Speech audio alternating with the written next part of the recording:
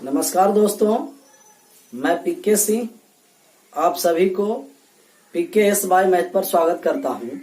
आज टेस्ट का सर जी पहला नंबर क्वेश्चन है और एलसीएम एचसीएफ से है। वीडियो देखने से पहले यदि आप लोग चाह रहे हैं कि क्वेश्चन पहले बना ले उसके बाद वीडियो देखें, उसके लिए आपको टेलीग्राम ज्वाइन करना पड़ेगा और Telegram PK S by maths, इस टेलीग्राम को ज्वाइन कर लीजिएगा। क्वेश्चन पहले आधा घंटा आपको सेंड कर दिया जाता है, उसके बाद आप पहले बना लीजिए, उसके बाद वीडियो देख सकते हैं।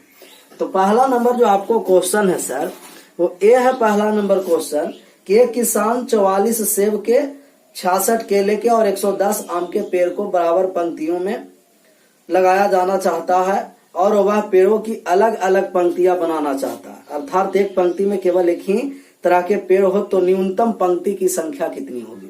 न्यूनतम पंक्ति की संख्या तब होगी कि जब अधिकतम से अधिकतम वृक्ष लगाया जाएगा। कब होगा न्यूनतम पंक्ति? जब अधिकतम से अधिकतम वृक्ष लगाया जाएगा। और अधिकतम से अधिकतम वृक्ष लगाने का मतलब कि इसका एचसीएफ लेंगे। 44, 66, 110 का जो एचसीएफ आया वो 22 आया। आपको पूछता कि सिर्फ सेब वाले कितना, तो कहेगा एक पंक्ति में 22, तो 44 सेब तो पंक्ति कितना? 2। 66 केला है, एक पंक्ति में 22 केले, तो यहाँ पंक्ति की संख्या 3। और 110 आम है, 22 आम एक पंक्ति में, तो टोटल 5। सिर्फ पूछता कि आम के कितना पंक्ति, तो कहते 5 पंक्ति। केला का कितना पंक्ति? 3। और सेब का कितना? 2। लेकिन टोटल पूछा तो सबका ऐड करेंगे, ऐड किए 3 2 5 5 10, तो टोटल पंक्ति की संख्या 10 होनी चाहिए। नेक्स्ट सवाल आइए, ये आपको डिवाइजर्स से दिया गया है, नंबर्स ऑफ फैक्टर से। नंबर्स ऑफ फैक्टर में आपको ये बताया जा रहा है, कह रहा है कि 544 के विषम भाजकों का योग क्या है? 544 में विषम भाजकों का योग, तो सबसे पहले इसको प्राइम बेस के फैक्टर में लाएंगे, तो 544 को लाएं 2 के पावर 5 गुना 17 के पावर 1। अगर यहां से आपको पूछता कि कुल भाजक की संख्या कितना है, कुल भाजक, और कुल भाजक की संख्या पूछेगा तो पावर में 1 बढ़ाकर गुना कर देंगे। पावर में 1 बढ़ाए 5 और 1 6, 1 1 2, टोटल भाजक कितना है? 12। सिर्फ आपको विषम भाजक पूछता कि विषम भाजक क्या है, तो विषम भाजक के लिए सम वाले को छोड़ देंगे और विषम वाले के पावर 1 बढ़ा के गुना कर देंगे। एक ही विषम था तो विषम भाजक 2। सम भाजक के लिए पूछता कि सम भाजक की कितनी संख्या है, तो टोटल में से विषम घटा देंगे तो भी सम आएगा। या सम भाजक के निकालने के लिए पावर में 1 ऐड नहीं करना है, सम के पावर वाले ज्यों का त्यों मान। 2 के पावर 5 है तो 5 मान दिए, बाकी पावर वाले को ऐड करके गुना कर देंगे। 1 है तो 1 में 1 ऐड किए 2, गुना किए 10। लेकिन अभी आपको योग निकालना है, और योग निकालने के लिए आप लोग जानते होंगे कि किसी भी सम भाजक हो या विषम भाजक हो या कुल भाजक हो, योग निकालना है। सम भाजक का नहीं निकालना, अभी विषम भाजक तो विषम वाले को छोड़, सम वाले को छोड़ दिए। विषम भाजक का योग तो सम वाला को छोड़ दीजिए। विषम वाला 17 के पावर 1 है, तो पावर 0 से स्टार्ट करेंगे। 17 के पावर 0 प्लस 17 के पावर 1। किसी भी संख्या के पावर 0 का मान 1 होता है, लेकिन x does not is equal to 0। x का मान 0 नहीं होना। अगर 0 के पावर 0 है तो हम कहेंगे कि वो अनडिफाइंड है। तो कोई भी संख्या के पावर 0 का मान 1, 17 के पावर 0 1, और 17 और 1 कितना हो गया? 18। तो इनके विषम भाजकों का योग 18 है। सम भाजकों का पूछता तो यहाँ पावर में 0 से स्टार्ट नहीं करते, 2 के पावर 1, 2 के पावर 2 डॉट डॉट 2 के पावर 5 तक, और 17 के पावर 0, 17 के पावर 1 मान निकालते। नेक्स्ट सवाल यह है, आपको सिर्फ अभी विषम भाजकों का योग पूछा और विषम भाजकों का योग कितना है? 18 है। नेक्स्ट सवाल 3 नंबर पर आइए। 3 नंबर जो सवाल है, कहा कि पाइप ए एक टैंक को 3 घंटा में भरता है। अकेला पाइप ए है, उसे 3 घंटा में, और एक छिद्र होने के कारण, मतलब कि बी छिद्र है तो बी से पानी निकासी हो रहा, तो छिद्र होने के कारण 3.5 घंटा का मतलब 7/2। 3.5 घंटा का 3.5 घंटा का मतलब 7/2 घंटा। सबसे पहले समय का एलसीएम लेंगे, तो एलसीएम लिए तो कितना आ गया सर? 21। ऊपर वाला का एलसीएम और नीचे वाला का एचसीएफ। ऊपर का एलसीएम और नीचे का एचसीएफ लेंगे फ्रैक्शन में जब भी लेना है तो ऊपर वाले का एलसीएम और नीचे वाला का एचसीएफ। तो 3 और 7 का एलसीएम 21 और 1 और 2 का एचसीएफ 1 मतलब 21 ही रहा। टोटल वर्क 21 है, 21 में 3 से भाग दिए तो इसका क्षमता 7 और 7/2 से भाग दिए तो इसका क्षमता कितना हो गया 6। बताइए कि ये अकेला भरता है तो 7 लीटर भरता है, बी कितना लीटर खाली करेगा कि 6 ही लीटर भरेगा? तो कहिएगा कि 7 में 1 लीटर खाली कर रहा है तो 6 भरा।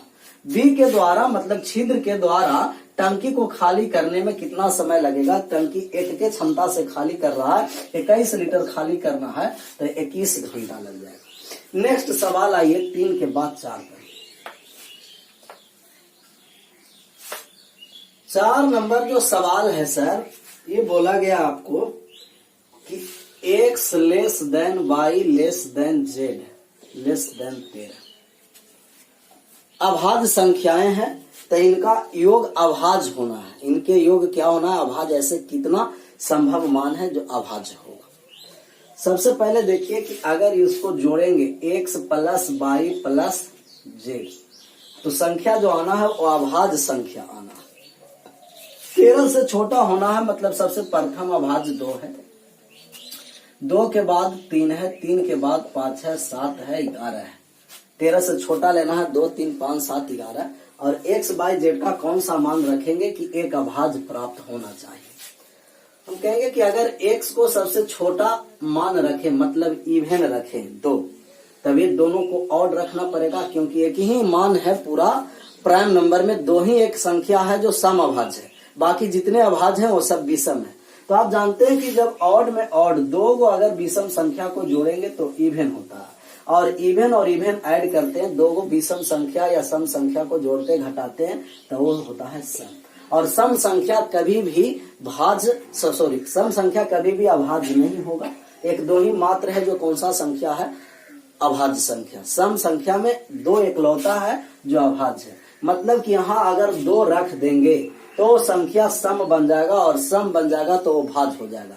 मतलब x का मान 2 नहीं होगा, x बाई z में कोई भी 2 नहीं होगा तो 2 छोड़कर सबको ऐड करेंगे। 3, 5, 7 और 5, 7, 11, 3, 7, 11 ऐड करके देखते हैं। मन है 2 भी रख दीजिएगा कि 2, 3, 5, लेकिन 2 को हम पहले छाट चुके हैं। ऐड किए 5, 3, 8 और 2, 10 तो भाज्य संख्या हो गया, समाप्त हो गया। 7, 5, 12 और 3, 15 भाज्य संख्या हुआ, समाप्त। 7, 5, 12 और 11 23 और 7, 3, 10, 10 और 11 कितना हो गया आपको? 7, 3, 10 और 11 21।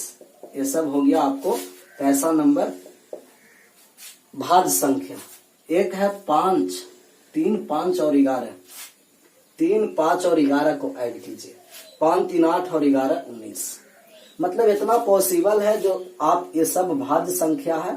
अभाज्य कितना स्थान पर है? तो एक 23 अभाज्य है और एक 19। कितना बार? 2 ही ऐसी आपको संभव मान है कि x बाई z को ऐड करेंगे तो अभाज्य होगा। नेक्स्ट सवाल पर आइए, 5 नंबर सवाल पर आइए कि जो 5 नंबर सवाल कहा जा रहा है सर वो क्या कहा जा रहा है? 5 नंबर सवाल है कि 7 के पावर 10 माइनस 5 के पावर 10 में कौन सी संख्या से विभाज्य है? पहला ऑप्शन दिया गया है 10 दिया गया है, 7 दिया गया है और 5 दिया गया है। डी में दिया गया है 11 कि 10, 7, 5, 11 में से किसी से विभाज्य है। तो ऐसा आप जानते होंगे कि अगर एक के पावर n या तो x के पावर, जो मान याद है, x के पावर a माइनस y के पावर b है, x के पावर a माइनस y के पावर a है।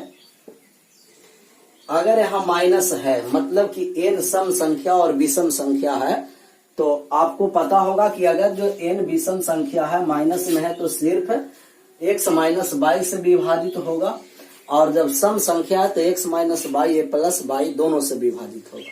थोड़ा सा क्लियर ही कर देते हैं कि अगर आपको a के पावर n माइनस b के पावर n दिया है तो यहाँ से 2 कंडीशन लागू होगा। पहला कंडीशन कि यदि n विषम संख्या है तो विषम संख्या a माइनस b से विभाजित होता है। दूसरा है कि यदि n सम संख्या तब a प्लस b से भी विभाजित होगा और a माइनस b से भी विभाजित होगा। और एक और कंडीशन है कि a के पावर n प्लस b के पावर n, इसमें एक ही कंडीशन होता है कि यदि n विषम संख्या है तो वो विभाजित होगा a प्लस b से। तो ये सब आपको मान फैक्टर में मान क्लियर होगा। तो अभी देखेंगे कि 7 के पावर 10 और 5 के पावर 10 सम संख्या है कि विषम, तो कहेगा n सम है, a प्लस b से भी विभाजित है और a माइनस b से। तो एक बार योग और एक बार अंतर करेंगे तो 12 और गुना 2 24, जबकि ऐसा कोई सवाल में 24 नहीं है। तो ये 4 ऑप्शन में से एक ऑप्शन आपको आंसर करना है। तो अब देखिए आपको करने जा रहे हैं क्या कि आप कीजिए कि 7 के पावर 5 के पावर 2 लिख सकते हैं और माइनस 5 के पावर 5 के पावर 2, एक बार योग और एक बार अंतर, a square minus b square, तो कहिएगा 7 के पावर 5 प्लस 5 के पावर 5 और गुना के 7 के पावर 5 माइनस 5 के पावर 5। एक बार योग और एक बार अंतर, a square minus b square का जो फैक्टर होता है वो होता है a plus b into a minus b होता है। तो एक मान जो आपको आया सर, एक सोल्व कर लीजिएगा, 19,000 है मान आपको 19,932 और ए वाले जो मान आएगा वो 13,852। ऐसे सोल्व करके एक बार देख लीजिएगा, 13,682 13,682। एक बार सोल्व करके आप भी देखिएगा कि वास्तव में 19,932 और 13,682 आता है कि नहीं। 10 से विभाजित करना है तो 10 से विभाजित करने के लिए लास्ट में 0 होना है। 5 से विभाजित करने के लिए 5 से विभाजित करना है तो या तो 5 हो या तो 0 हो विभाजित होगा। 11 से विभाजित तब होगा सर कि जब इनका अल्टरनेट अंकों का योग का अंतर 0 या तो 11 है। तो 9 और 1 10 और 10 और 2 12 और 9 और 3 12, योग का अंतर 0, मतलब ये संख्या 11 से पूर्णतः विभाजित है। तो ऑप्शन नंबर डी हुआ। नेक्स्ट सवाल पर आइए कि नेक्स्ट सवाल जो आपको कहा जा रहा है वो क्या कहा जा रहा है। 5 के बाद 6 नंबर सवाल। 6 नंबर जो सवाल है वो ये है आपको कि यदि साइन x प्लस का कॉस x बराबर p और दे रखा है आपको कि साइन क्यूब x और माइनस का दे रखा प्लस का कॉस क्यूब x बराबर दे रखा है q, और जो मान आपका निकालना है p क्यूब माइनस 3p का मान निकालना है। तो जब भी ऐसा समीकरण बना करके सवाल आपको देगा तो डायरेक्ट सोल्व करने नहीं लगना। यदि साइन और कॉस के साथ है तो थीटा के मान आप 0 डिग्री दीजिए या 90 डिग्री दीजिए। साइन कॉस के साथ और कोई भी मिक्स मतलब चला आया, मतलब tan कॉट कॉसेक सेक आ गया, तब उसके साथ आप थीटा बराबर 45 डिग्री पुट करके मान देखेंगे। अभी साइन कॉस है तो थीटा बराबर या 0 डिग्री दीजिए या 90 डिग्री दीजिए। अगर 0 डिग्री दिए तो साइन 0 का मान 0 और कॉस 0 का मान 1, मतलब p का मान 1 आ गया। साइन 0 का मान 0, कॉस 0 का मान 1, मतलब q का मान भी 1 आया। यहाँ 1 पुट करेंगे तो 1 माइनस 3q है, 1 माइनस 3q है कि 3p है, देख लीजिए 3p ही। 1 माइनस का 3 मतलब -2। इस एक्सप्रेशन का जो आंसर आएगा वो -2 आया। पहला ऑप्शन देखिए, ऑप्शन दे रखा है 0, दूसरा दे रखा है -2q, तीसरा जो आपका ऑप्शन दे रखा है सी में, वो सी ऑप्शन दे रखा है 2q और डी में दे रखा है 4q। मतलब q का मान 1 रखेंगे, जहां -2 आया वहां अंश है, यहाँ 0 नहीं होगा। -2q, q का मान 1 रखे तो माइनस का 2, ये हो जाएगा, हो गया। यहाँ प्लस का 2 आया, यहाँ प्लस का 4 आएगा, ऑप्शन नंबर बी, मतलब -2q। तो ऐसा जब भी साइन थीटा और कॉस थीटा के फॉर्म में आएगा तो साइन और कॉस रहेगा थीटा बराबर 90 डिग्री या 0 डिग्री पुट करेंगे, और जब मिक्स आ जाएगा तो थीटा बराबर 45 डिग्री। थोड़ा सा ये ध्यान रखना है कि 0 और 90 डिग्री पुट कर रहे हैं, वहां सिर्फ इन्फिनिटिव नहीं बनना। जहां इन्फिनिटिव बना तो सब लॉजिक समाप्त हो जाएगा, तो इन्फिनिटिव से सिर्फ आपको बचाना है। नेक्स्ट सवाल पर आइए कि 6 के बाद 7 नंबर सवाल क्या कहा जा रहा है। 7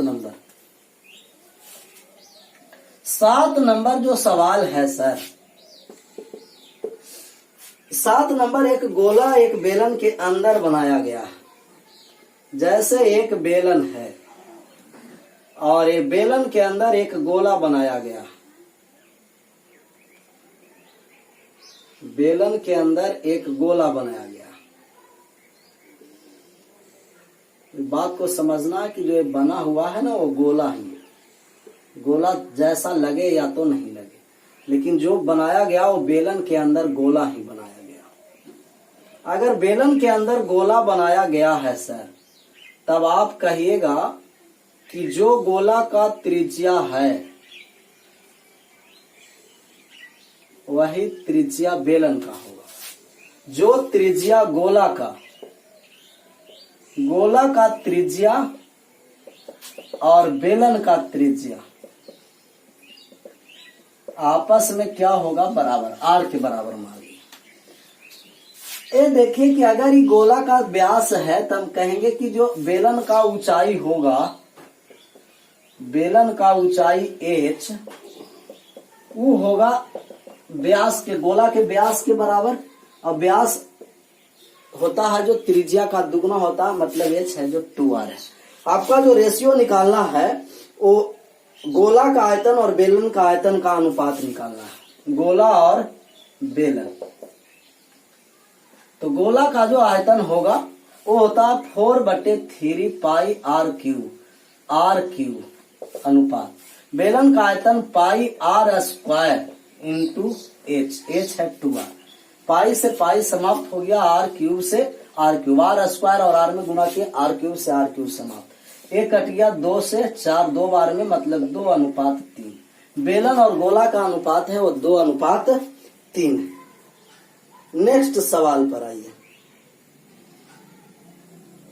नेक्स्ट सवाल है, एक समकोण त्रिभुज का कर्ण दे रखा है। समकोण त्रिभुज का कर्ण दे रखा है और समकोण त्रिभुज को मोड़कर आपको जो बनाया गया है वो बनाया गया है शंकु। तो बात को समझिए, जब भी समकोण त्रिभुज को फोल्ड किया जाएगा तो आपको 3 प्रकार से फोल्ड किया जाएगा। एक लंब के अनुदिश और एक आधार के अनुदिश और एक कर्ण के अनुदिश। तो थोड़ा सा बात को समझना है कि अगर जिसके अनुदिश घुमाया जाएगा उसी को हाइट मानना है। जैसे लंब के अनुदिश घुमाया तो लंब हाइट हो गया, तो जब लंब हाइट हो गया तो इसका त्रिज्या क्या हो गया सर, बेस आधार हो गया। अगर आधार के अनुदिश घुमाएंगे तो आप आधार को ही हाइट मान लीजिए, आधार को ही क्या मानना है, हाइट। तो आधार हो गया हाइट और इनका लंब हो गया त्रिज्या। तो जिसके अनुदिश घुमाया जाता है वही उसका त्रिज्या होता है, वही उसका ऊंचाई होता है। लंब के अनुदिश घुमाया तो लंब ऊंचाई और आधार के अनुदिश घुमाया तो आधार ऊंचाई। लंब के अनुदिश घुमाएंगे लंब ऊंचाई आधार त्रिज्या, और आधार के अनुदिश घुमाएंगे तब आधार ऊंचाई और लंब त्रिज्या। लेकिन तीसरा ये है कि यदि समकोण त्रिभुज को कर्ण के अनुदिश घुमाया जाएगा, मतलब कर्ण को हाइट मानना है। थोड़ा तबियत ठीक नहीं है, लेकिन कोई बात नहीं, आप लोग का सब दुआ कृपा से ठीक हो जाएगा। थोड़ा सा खांसी जुकाम हो गया। तो ये आपका डबल शंकु बना। कैसा बना, डबल शंकु। अगर कर्ण के अनुदिश घुमाए हैं सर, तो कर्ण जो हाइपोटेनस है वो ऊंचाई है। मेन है त्रिज्या निकालना कि अगर कर्ण के अनुदिश फिगर को घुमाया जाएगा तो त्रिज्या क्या होगा। आप राइट एंगल ट्रायंगल समकोण त्रिभुज में ये जानते होंगे कि अगर ये लंब है और ये आधार है और एक कर्ण है, तो समकोण वाली बिंदु से कर्ण पर लंब डालते हैं तो इस लंब की जो लंबाई होगी, लंब की लंबाई, और लंब की लंबाई लंब गुना आधार बटे कर्ण होता है। समकोण त्रिभुज में समकोण वाली बिंदु से कर्ण पर लंब डाल दिया जाए तो लंब की लंबाई होता है लंब गुना आधार बटे कर्ण। आप बताइए कि समकोण त्रिभुज है और समकोण त्रिभुज के समकोण वाली बिंदु से कर्ण पर लंब डाल दिए हैं। तो लंब की जो लंबाई, इनका मतलब त्रिज्या होगा, वो लंब गुना आधार बटे कर्ण होगा। तो ये सिर्फ एक पॉइंट याद रखना है, समकोण त्रिभुज में जब कर्ण के अनुदिश फिगर घुमाया जाएगा तब। अब बात को समझो, अब बात को क्या करना है, समझना है।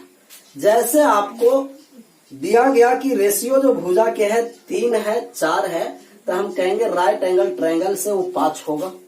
अगर कर्ण 25 दे रखा है तो 5 का मान 25, 1 का मान 4, 1 का मान 5, 4 का मान 20 और 3 का मान 15।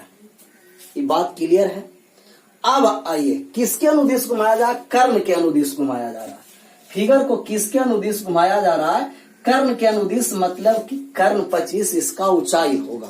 और त्रिज्या जब निकालेंगे तो त्रिज्या लंब गुना आधार 15 गुना 20 बटे 25 कट गया, 5 से कटा 4 बार में और 5 से 5 बार में, मतलब 12 त्रिज्या आया। फिर से बात को समझिए, जब भी समकोण त्रिभुज को कर्ण के अनुदिश घुमाते हैं तो कर्ण ऊंचाई, मतलब जिसके अनुदिश फिगर घुमाया जाएगा वो होता है ऊंचाई, लेकिन इनका कर्ण होता है लंब गुना आधार बटे कर्ण, सॉरी त्रिज्या, और त्रिज्या हुआ कितना, 12। और शंकु का आयतन 1/3, पाई का मान देने का रहा है कि पाई का मान आप रखिए 3.14 और गुना में त्रिज्या r² 12 गुना 12 और गुना कितना 25। इसको आराम से सोल्व करिएगा कि सोल्व करके कितना आंसर आ रहा है। ऐसे इसको सोल्व कीजिएगा तो 3768 सेंटीमीटर क्यूब आ जाएगा आपको आंसर। इसे सोल्व करके एक बार देख लीजिएगा कि वास्तव 3768 होता है, कैलकुलेशन मिस्टेक है क्या, इसको थोड़ा सा देख लेना। नेक्स्ट सवाल पर आइए। नेक्स्ट सवाल जो आपको बोला गया वो क्या बोला गया सर, 9 नंबर पर। 8 के बाद 9 नंबर सवाल देखिए कि 9 नंबर सवाल क्या कहा जा रहा है। एक व्यक्ति को किसी वस्तु को 136 रुपया में बेचने पर 15% हानि। हानि का मतलब यह हुआ कि 100 से कम में बेचा है, और लाभ का मतलब कि 100 से ज्यादा पर बेचा है। अपने आप सीपी 100% माना जाता है। तो हानि लेकर बेचेगा घटाएंगे, और लाभ देकर बेचेगा तो जोड़ देंगे। 15% हानि का मतलब 85% में बेचा और बेचा 136 में। अगर 15% लाभ लेगा तो 115% में बेचेगा तो 136 बटे का 85 और गुना का 115। 23 से 15 बार में कटा, 23 से 5 बार में 115 और 17 से 5 बार में और 17 8 136 गुना कीजिए तो 8 या 24 का 4 16 और 2 18, मतलब 184 रुपया। सीपी जो उसका आएगा, सीपी नहीं एसपी ही पूछ रहा है कि 115% पर बेचेगा तो निम्नलिखित में से कौन सा कथन सत्य है। अगर 15% लाभ पर बेचेगा तो बेचा 184 रुपया में। पहला नंबर जो आपका ऑप्शन है ये कह रहा है कि x का मान 190 से बड़ा होगा जबकि 200 से छोटा होगा। दूसरा ऑप्शन है कि x का मान है 170 से ज्यादा होगा और 180 से कम होगा। और तीसरा जो ऑप्शन है वो कहा कि x का मान 160 से ज्यादा होगा जबकि 170 से ज्यादा और 180 से ज्यादा। बी ऑप्शन है कि 180 से ज्यादा और 190 से कम है। तीसरा ऑप्शन कह रहा है कि 170 से ज्यादा परंतु 180 से कम। और डी में ऑप्शन में कह रहा है कि 160 से ज्यादा परंतु 170 से कम। तो हमको मान आया 184। तो 190 से और 200, 190 से ज्यादा 184 नहीं है, समाप्त होगी। 180 से ज्यादा और 190 से, हाँ ऑप्शन नंबर 2 इन्हीं के रेंज में। 170 है तो नहीं होगा क्योंकि 180 से छोटा नहीं है, 184 180 से बड़ा है। 160 से बड़ा और 170 है तो नहीं आया, ये भी रेंज में नहीं है। ऑप्शन नंबर बी आया। नेक्स्ट सवाल आइए कि 9 के बाद 10 नंबर सवाल क्या कहा जा रहा है। 10 नंबर जो सवाल बोला गया सर आपको, ये बोला गया 10 नंबर कि किसी पिरामिड से बने शंकु छीनक के दोनों शीर्षों का क्षेत्रफल दे रखा पी और क्यू। ये भी दे रखा कि पी लेस देन क्यू, मतलब पी का मान है जो क्यूब से क्या है, छोटा है। शंकु छीनक इस तरीका से होता है जैसे बाल्टी देखे होंगे, इसी तरीका से शंकु छीनक होता है। बाल्टी भी एक प्रकार का क्या है, शंकु छीनक। और शंकु छीनक का जो आयतन होता है सर, वो आयतन होता है 1/3 पाई h, बड़ा आर स्क्वायर प्लस छोटा आर स्क्वायर प्लस का आपको बड़ा आर इंटू छोटा आर होता है, बड़ा आर इंटू छोटा आर होता है। इसी का आपको आयतन निकालना है, लेकिन इसका जो पहले वाला ऊपर वाला वृत्त का त्रिज्या माने कि बड़ा स्मॉल आर है और नीचे वाला का ऊपर वाला का कैपिटल आर और नीचे वाला का स्मॉल आर। ऊपर वाले जो पहला वाला भाग का क्षेत्रफल है वो कैपिटल, वो दे रखा है पी, ऊपर वाला बड़ा है, ले देख लेते हैं एक बार, देख हाँ दिया गया है आपको, ठीक। ऊपर वाला बड़ा वाले क्षेत्रफल दिया है क्यू और नीचे वाले का दिया है पी। हम कहेंगे कि यह वृत्ताकार भाग है मुंह और इसका क्षेत्रफल पाई आर स्क्वायर बराबर क्यूब दे रखा है, तो आर बराबर आपको आ गया cube root pi. Cube root क्या आ गया, पाई आ गया। ऐसा ही छोटा वाला का हम कहेंगे कि पाई आर स्क्वायर बराबर पी दे रखा है, तो आर बराबर पी बटे पाई अंडर रूट आया। इस पर मान बैठा दीजिए आयतन पर, और इनका जो ऊंचाई दे रखा है वो कैपिटल एच दे रखा है, मतलब वो 1/3 पाई कैपिटल एच बड़ा आर स्क्वायर तो क्यूब बटे पाई प्लस छोटा आर स्क्वायर पी बटे pi plus r into r, मतलब कि क्यूब बटे पाई और पी बटे पाई, तो रूट पाई आपको आ गया अंडर रूट पी क्यूब, और नीचे आ गया रूट पाई गुना किए तो पाई आ गया। अब पाई यहां से एलसीएम कॉमन आ गया, तो पाई को आप काट दे सकते हैं, एलसीएम लिए तो पाई कट गया, मतलब 1/3h, और आपको आ गया cube plus p plus root p cube. देखिए कौन सा ऑप्शन में आपका ऐसा दिया गया है वही सत्य होगा।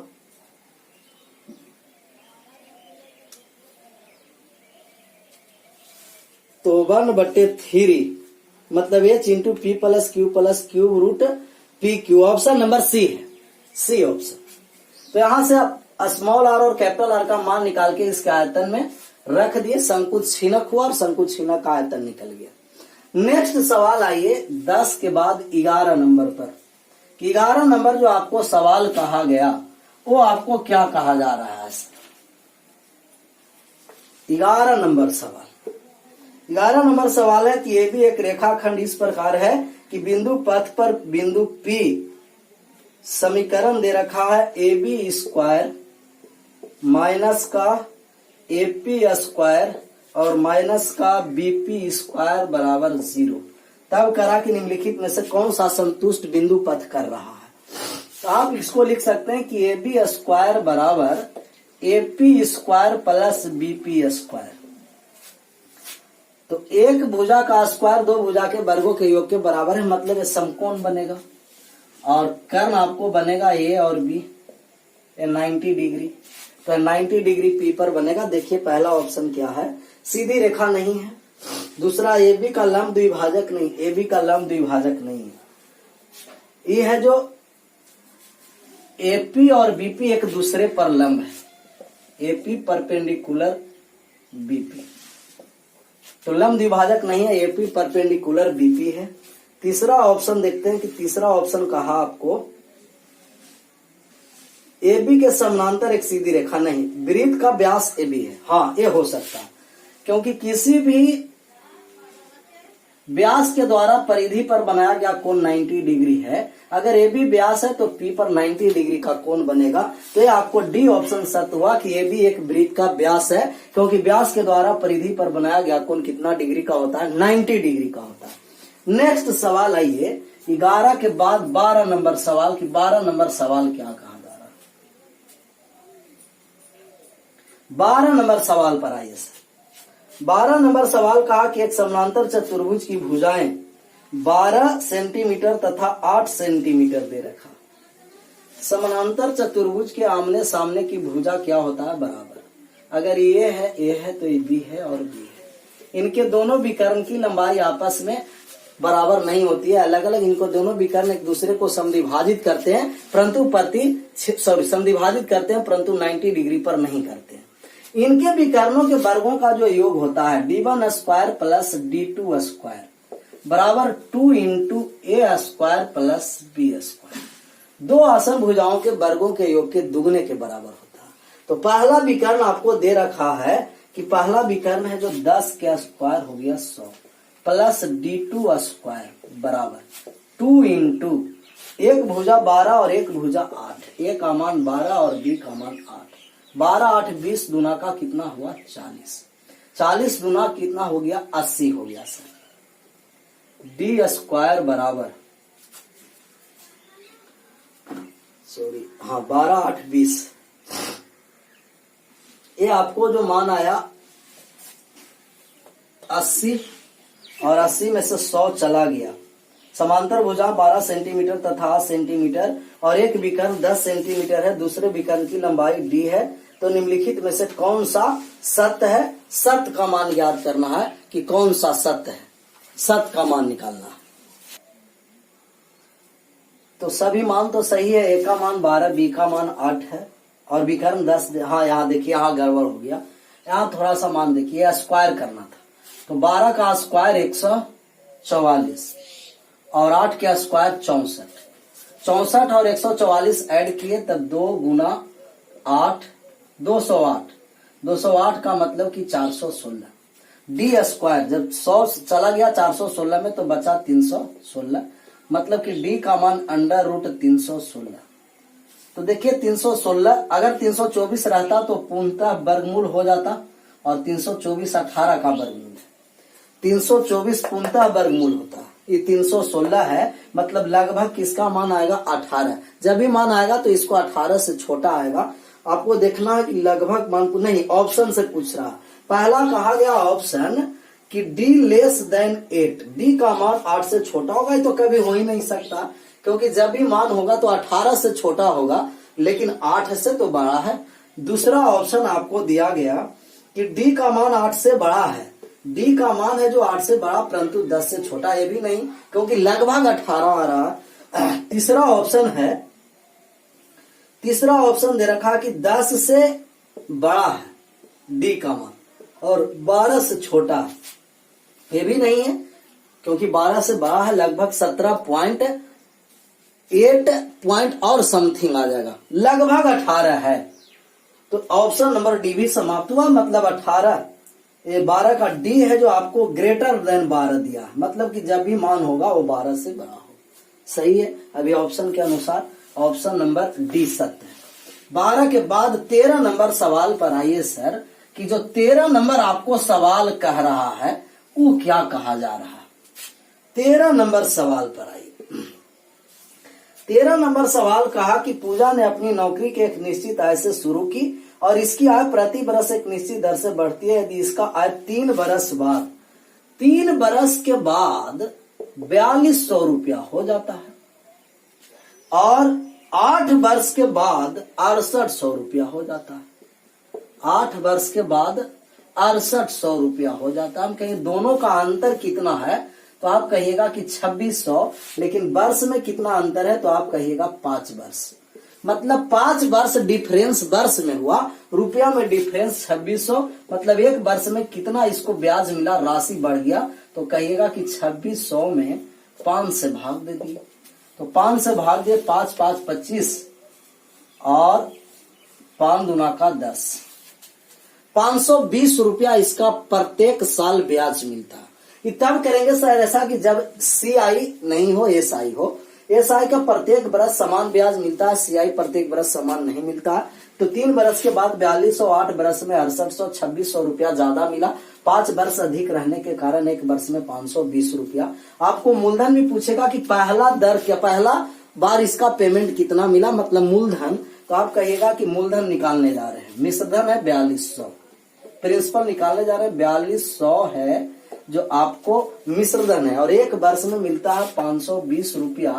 तो 3 वर्ष में कितना मिलेगा, यहाँ 3 वर्ष का मिश्रण था तो 1560 रुपया मिला। 1560 रुपया घटा दो, 1560 घटाएं तो ये आपको आ गया 40 और 41 में से 15 चला गया तो आप कहिएगा 26, 2640 और 520। देख लीजिए कौन सा ऑप्शन है, ऑप्शन नंबर डी सत्य। 13 के बाद 14 पर आ जाओ। 14 नंबर जो सवाल आपको बोल रहा है वो क्या बोला जा रहा है, इसके बारे में समझना। 14 नंबर कहा कि 17वीं पारी में 85 रन बनाए जिसके औसत 3 बढ़ गया, तो बताएं 17वीं पारी के बाद उसका औसत क्या होगा। तो हम माने कि उनका जो 16वीं पारी में औसत होगा एवरेज वो x होगा, तो 17वीं पारी का जो एवरेज है वो 3 बढ़कर x + 3 हो गया है। आप बताइए कि जब 16वीं पारी तक x रन मारा और 85 रन और मार दिया 17वां पारी में, तो टोटल कुल रन कितना x + 85। लेकिन अभी जो एवरेज है x + 3 कितना का, 17 पारी का, तो x + 3 में 17 से गुना कर देंगे तो ये भी 17वां पारी तक का रन है और ये भी 17वां पारी तक का रन है। अब आपको आ गया x + 85 बराबर 17, x + का 21, 17 का 51, कितना आ गया, 51 आ गया। क्योंकि हम 16वां पारी में कितना मांगे थे, x मांगे थे, वो गड़बड़ हो गया। x + 16 x + 85 करना है, थोड़ा सा समझिए। 16वीं पारी में x एवरेज है तो कुल एवरेज कितना हुआ, 16x हुआ। कुल एवरेज कितना, 16x। तो 16x + 85 17वां पारी तक रन और x + 3 में 17 से गुना किए तो 17वां पारी तक दोनों रन आपस में बराबर किए कि 16 और 17 का अंतर x, 51 और 85 में अंतर कर दीजिए कि 51 और 85 का अंतर कितना हुआ, ये आपको 34 हुआ।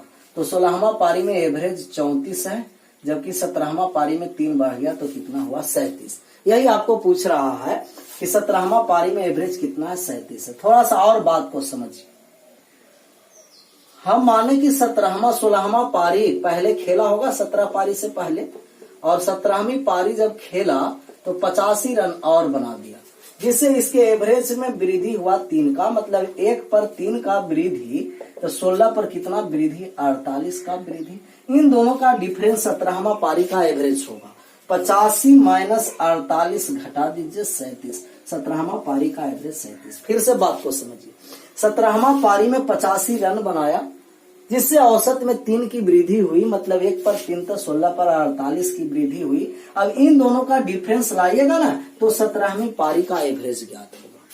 14 के बाद 15 पर आइए कि जो 15 नंबर सवाल आपको बोला गया सर, वो क्या बोला गया।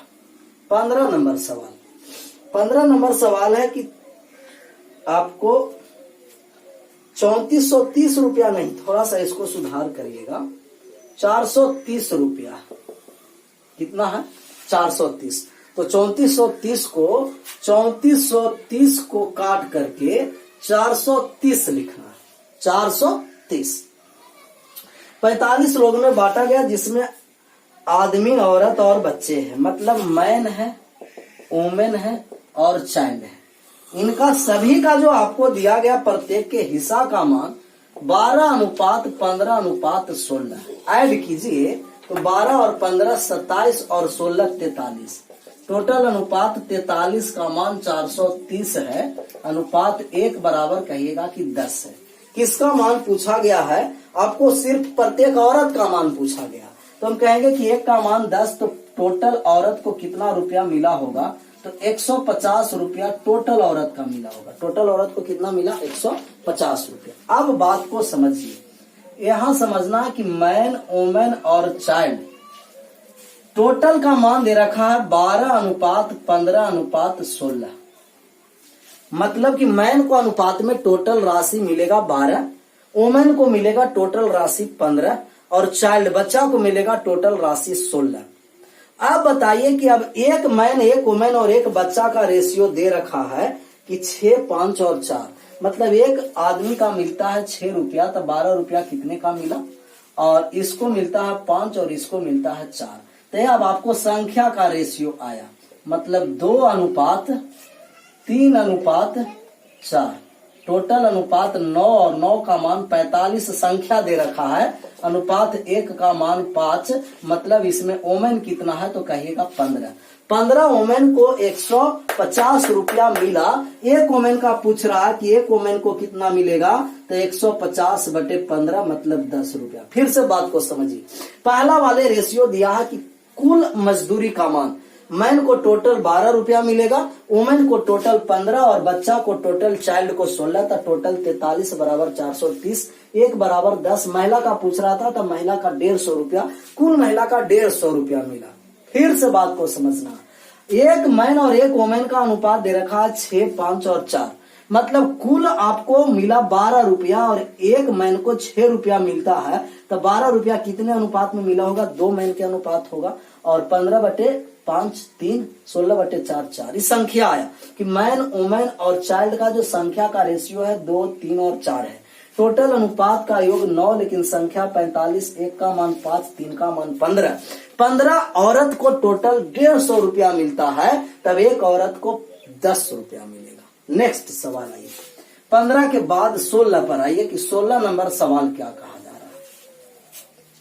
ये सब क्वेश्चन अच्छा खासा है सर, आराम से प्रैक्टिस कीजिएगा, धीरे धीरे सब माइंड को खोल देगा, पूरा कॉन्सेप्ट क्लियर कर देगा। 16 पर आइए। 16 कहा कि पहले जो संख्या था मैन वुमेन 8000 और अब हो गया 8600। आप कहिएगा कि कितना बढ़ा, तो कहिए 600 बढ़ा कितना पर? 8000 पर। प्रतिशत में लाइए तो 3 0 से 3 0 समाप्त। 15/8 का मतलब 7.5% की वृद्धि। तो जनसंख्या में वृद्धि 7.5% की, लेकिन अलग अलग वृद्धि कह रहा है कि पुरुष की संख्या में 6% वृद्धि और महिला की संख्या में 10% वृद्धि, और लेकिन पुरुष और महिला मिलाकर के 7.5%। अलग अलग मान और संयुक्त मान दिया है, एलिगेशन निकाल देंगे। 10 और 7.5 का अंतर 2.5 और 7.5 और 6 का अंतर 1.5। ये आपको आ गया 5:3। 8 का मान दे रखा है 8000, तब एक का मान 1000। वुमेन पूछा है 3 का मान 3000। महिला की संख्या कितनी है? तो महिला की संख्या 3000। पुरुष की संख्या पूछता तो पुरुष की संख्या 5000। नेक्स्ट सवाल पर आइए। 16 के बाद 17। अलग अलग मान संयुक्त मान दिया है, एलिगेशन लगाओ। अलग अलग मान संयुक्त मान, एलिगेशन। अलग अलग मान संयुक्त मान, एलिगेशन। 10 वर्ष पहले की आयु, एक व्यक्ति की आयु उसकी 10 वर्ष पहले की आयु के 125% है, लेकिन 10 वर्ष के बाद की आयु का 83.1/3% है। तो व्यक्ति का वर्तमान आयु ज्ञात करना है कि व्यक्ति का वर्तमान आयु कितना है। माना कि उसका जो वर्तमान आयु है, प्रेजेंट, वर्तमान, और वर्तमान में उनका x वर्ष होगा। 10 वर्ष पहले कह रहा तो आप कहिए x - 10 का 125%, और 10 वर्ष बाद करा था x + 10 का 83.1/3%। पूर्णांक को तोड़े 3 × 9 1 10, मतलब कि 200 8 या 24 3 × 9 229 49 और 1 50, 250/3%। इन दोनों का आपस में बराबर कर दी, क्योंकि 10 वर्ष पहले का 125 वर्ष जो आयु है, x 10 वर्ष बाद के 83.1/3% के बराबर है। प्रतिशत से प्रतिशत समाप्त हो गया। 125 से 2 बार में कट गया 250। क्रॉस गुना कर दो तो आ गया 3x - 30 बराबर 2x + 20। 3x 2x का अंतर x - 30 आया तो प्लस में आ गया 50, मतलब उस व्यक्ति का आयु 50 वर्ष। नेक्स्ट सवाल आयो अब 17 के बाद 18 पर। कि 18 नंबर जो सवाल आपको कहा सर, ये 18 नंबर सवाल क्या कहा?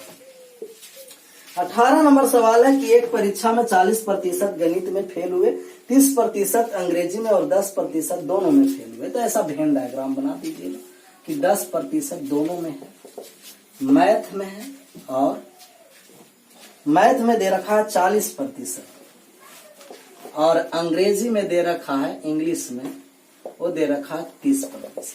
तो पहले से ऑलरेडी 10 फेल हो चुका है, 40 करना है तो यहाँ 30% और रहेगा। 30% में 10 फेल हो चुका है, 30 करना है तो 20 और दे रखा है, मतलब बीच वाला घटा करके लिख देना है। तो टोटल फेल का जो मान लाए वो सबको ऐड कर दीजिए। 30 10 40 और 20 कितना हो गया? 60% फेल। तब पास कितना? 100 में से घटा दीजिए, 40% पास है। नेक्स्ट सवाल आइए 18 के बाद 19 नंबर सवाल आइए कि 19 नंबर सवाल क्या कहा जा रहा है। तो 19 नंबर जो सवाल बोला गया, 19 नंबर सवाल बोल रहा है सर कि एक कार की गति प्रत्येक घंटे के बाद 2 किलोमीटर बढ़ जाती है। पहला किलोमीटर 35 है, अगला 37 है, अगला 39, 2-2 किलोमीटर बढ़ेगा। ऐसा ही टोटल कितना? 12 घंटे तक, मतलब टोटल कितना बार आएगा? ऐसा 12 टाइम्स का मतलब कि नंबर्स ऑफ टर्म 12 बार आएगा। अब देखना है कि एपी सीरीज है कि जीपी। समान संख्या से घटेगा या बढ़ेगा वो एपी सीरीज, और समान संख्या से गुना या भाग होगा वो जीपी सीरीज होगा। कॉमन डिफरेंस समान तो एपी सीरीज, और कॉमन रेशियो समान तो जीपी सीरीज। और एपी सीरीज है क्योंकि प्रत्येक में 2-2 बढ़ रहा है, तो आप कहेगा कि फर्स्ट टर्म ए है 35 और नंबर्स ऑफ टर्म 12 है और कॉमन डिफरेंस 2 है। योग निकालना है, एसएन बराबर होता है n/2 इंटू का 2a plus n-1 into D. 12/2 n का मान 12, a का मान 35 गुना का 70 प्लस 11, 12 में से 1 गया 11 और कॉमन डिफरेंस 2। 12/2 आ गया 6, 11 दूना 22 और 70 और 22 कितना आ गया 92, गुना कर दो 6 दूना 12 हासिल 1, 9 छक्के 54 और 1 55, मतलब 552 किलोमीटर दूरी टोटल 12 घंटा में तय करेगा।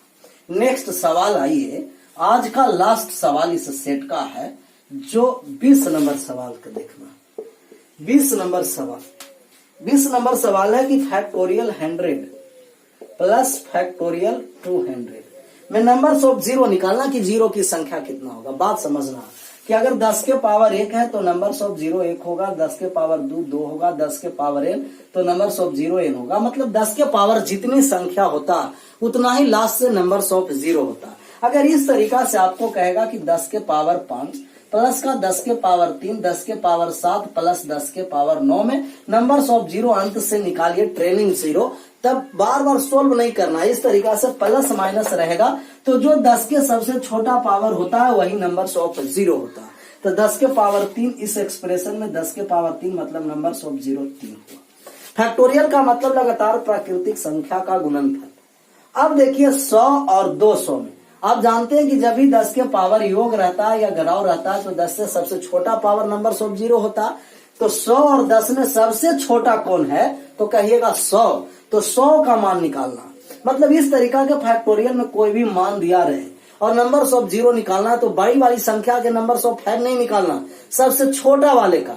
और 100 और 200 में सबसे छोटा 100 है तो 100 वाले का निकालेंगे, क्योंकि 10 के पावर सबसे छोटी संख्या नंबर्स ऑफ जीरो निकालना है तो सबसे पहले 5 की संख्या फाइंड कीजिए, क्योंकि 2 और 5 की पेयर से नंबर्स ऑफ जीरो निर्माण होता है। तो 100 तक 1 से 100 तक गुना करेंगे, 2 अधिक बार आएगा और 5 कम बार आएगा। जो कम बार आएगा वही नंबर्स ऑफ जीरो। 5 आया ज्यादा बार तो नंबर्स ऑफ जीरो 2 पर निर्भर करेगा, और यदि 5 कम बार आया तो नंबर्स ऑफ जीरो 5 पर निर्भर करेगा। तो अभी इसमें 2 अधिक बार आएगा, 5 कम बार, तो सिर्फ नंबर्स ऑफ 5 निकालेंगे। और नंबर्स ऑफ 5 निकालने के लिए 100 में 5 से भाग दीजिए तो कहिएगा 20, और 20 में 5 से भाग दीजिए तो इस 20 में 5 से भाग दीजिए 4। क्या और भाग लगेगा तो कहिएगा कि नहीं। 20 और 4 कितना हुआ 24। मतलब इस एक्सप्रेशन में आपका नंबर्स ऑफ जीरो 24 हुआ। तो आशा करते हैं कि आप लोग को अच्छा तरीका से समझ में आया होगा, और मैं मेहनत करूंगा आप लोग के लिए कि इस तरीका से और समझाया जाए कि और आसानी तरीका से समझ पाए। तब तक के लिए आप लोग का बाय बाय, टेक केयर।